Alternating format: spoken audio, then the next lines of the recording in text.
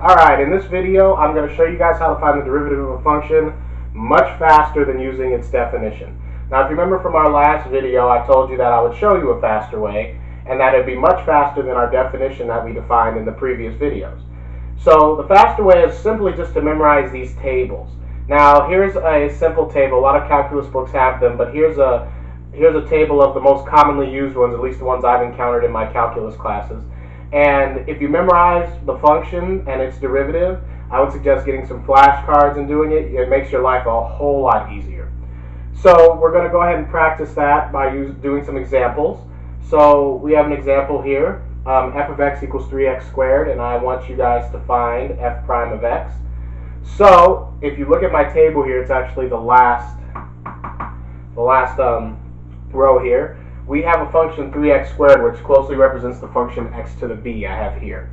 So notice I say x to the b, its derivative is b x to the b minus 1.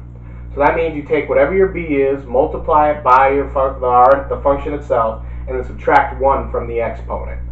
So in our example here, our b would be 2, so we would multiply this by 2, and so that would get us a 6. So we'd have 6x, and then we subtract 1 from the exponent, and 1 from the exponent is simply just a 1, so I can leave it like that.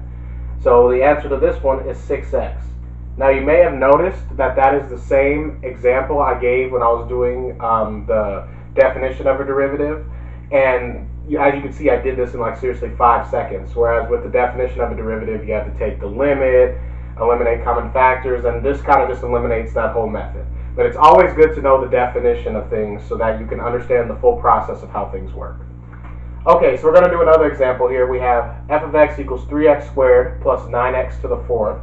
Now, we notice instead of one exponential, we have 2. Now, the good thing about derivatives is if I take the derivative of this whole thing, it's equal to the derivative of each individual part. So that means if I take the derivative of 3x squared and add it to the derivative of 9x to the 4th, that's the derivative of this whole function.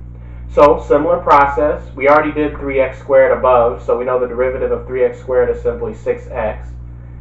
And then 9x to the 4th, we do a similar process. We multiply 4 times 9. That gets us 36, so I do plus 36. And then we subtract 1 from the exponent, and that will be x to the 3rd. And that's the answer for this example. Alright, the next example I have here, instead of having 2 terms, we have 3 terms, and if you look here, we have a couple of, we have an e, we have a natural log, and we have an exponent. So first, let's look for e. If you look, that's the first row in my table.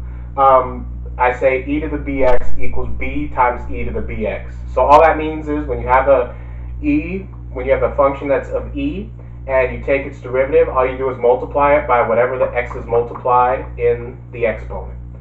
So same process here. The derivative of this whole function is equal to the sum of the derivatives of each individual part.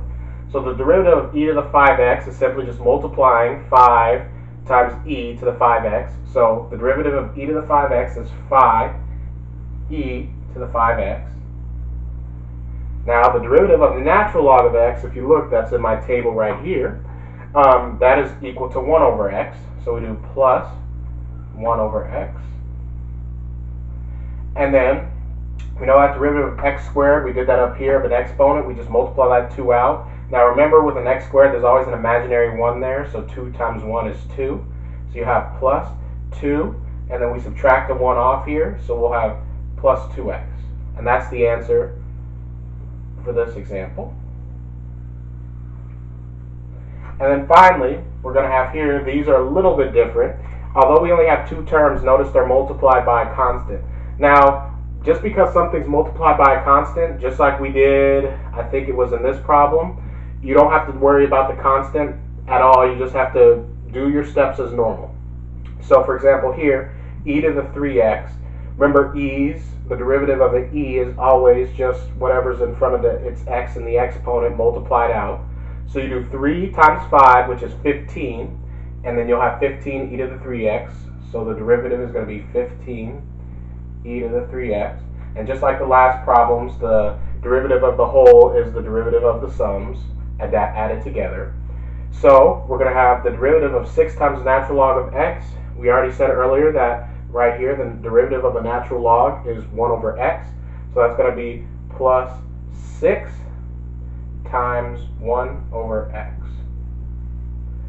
And that is the answer. So as you can see, doing these tables help a lot. Memorizing these tables help a lot, because then you can look right off the bat and be like, oh, I know the derivative of that. I know the derivative of that. So I would really advise you guys to make flashcards of this table. If you have a calculus book on you, can find the table in your book. It's sometimes in the back of the book, sometimes it's in the first chapter or two. And just make flashcards and go through each individual function and its derivative and try to memorize them. Even some of the harder ones that I don't have listed here, because the book has some of the harder ones. And if you do that, it'll make your life a lot simpler, and when you move further into calculus, you won't have to think too much about the derivative. Thank you.